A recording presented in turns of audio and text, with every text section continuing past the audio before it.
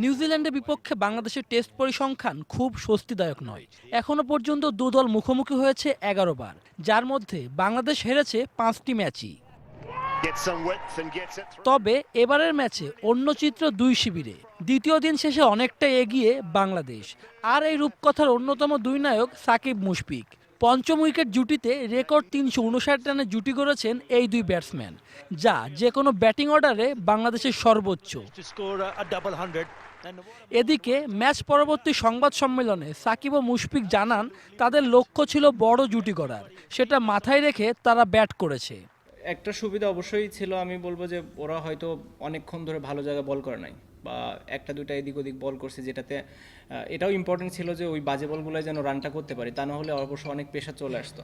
চিন্তা করি সবসময় কন্ট্রিবিউট করা, যতটুকু সম্ভব বেশি করতে পারলে অবশ্যই ভালো লাগে।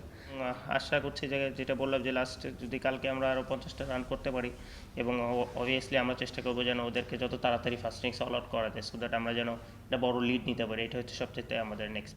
আর নির্বাচক মণ্ডলীর সদস্য হাবিবুল বাশার জানালেন সাকিব তার সামর্থ্যর পরিচয় দিয়েছে, বড় ইনিংস খেলতে সে মুখিয়েছিল। সাকিবের মনে হয় একটু পাওনা ছিল, অনেকদিন ধরে ওর কাছ থেকে বড় রান পাচ্ছিলাম না, যেটা ওর হি ইজ ক্যাপেবল। ওর কাছে আসলে বড় রান না পাওয়াটা একটু আশ্চর্যজনক, তো পাচ্ছিলাম না, তো ও ডিজার্ভ করে। আশা করছি যে ও এরকম কন্টিনিউ করবে। ওয়ানডে ও টি-20 সিরিজে হোয়াইট ওয়াশ হলেও হতাশ হননি সুমন। টেস্ট সিরিজ দিয়েই ঘুরে দাঁড়াবে বাংলাদেশ, এই বিশ্বাস তাঁর।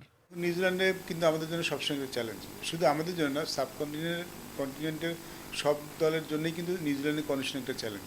ইভেন মোর দেন অস্ট্রেলিয়া বলবো আমি, সবাই কিন্তু স্ট্রাগল করে। সেখানে এত ভালো ব্যাটিং করা, রেকর্ড পার্টনারশিপ করা, এবং আমরা কখনোই নিউজিল্যান্ডকে ম্যাচে ফিরতে দিইনি, সবসময় আমরাই ডমিনেট করেছি। তামিম ও সুমনের পর তৃতীয় ব্যাটসম্যান হিসেবে টেস্টে 3000 রানের মাইলফলক স্পর্শ করেছেন মিস্টার অলরাউন্ডার। সেজন্য তাকে শুভেচ্ছা জানাতে ভোলেননি সুমন। শুভ দেবনাথ, এটিএন নিউজ, ঢাকা।